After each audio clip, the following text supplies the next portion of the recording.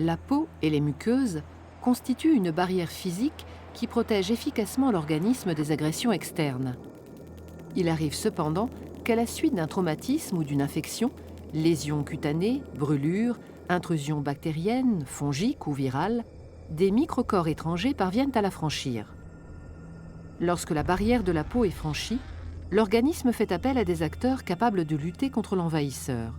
En effet, des cellules sentinelles de l'immunité veillent. Circulant dans le sang ou la lymphe, ou résidant dans les tissus, les globules blancs qu'on appelle leucocytes sont capables de détecter les corps étrangers. Les premières cellules immunitaires à entrer en action sont les mastocytes, les cellules dendritiques et les macrophages.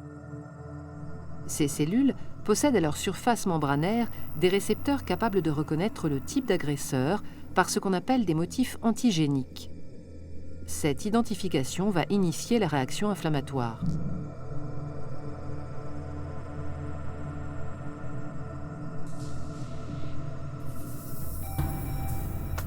Après contact établi avec l'antigène, la cellule sentinelle libère des médiateurs chimiques, véritables signaux d'alerte pour l'ensemble du système immunitaire.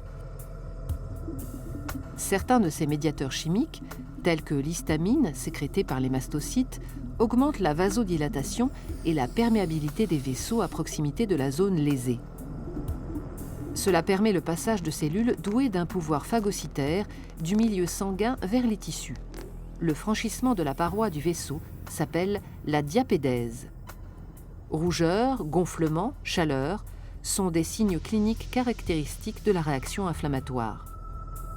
D'autres médiateurs, les cytokines, émis par les cellules sentinelles, sont capables d'attirer en renfort d'autres cellules lutteuses, les phagocytes, sur le lieu de l'infection, en particulier les macrophages.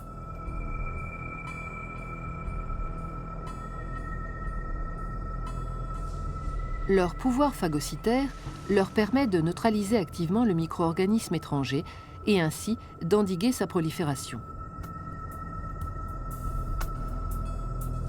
Dans le cytoplasme, le microcorps étranger, soumis à l'action d'enzymes protéolytiques, est littéralement digéré. La plupart des résidus issus de cette digestion sont rejetés.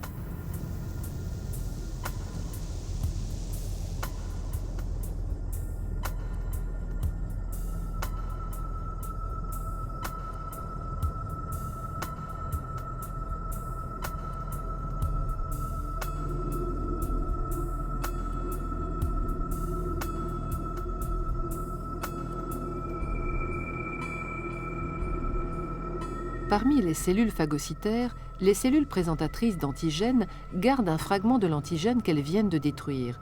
Elles l'exposent à la surface de leur membrane plasmique.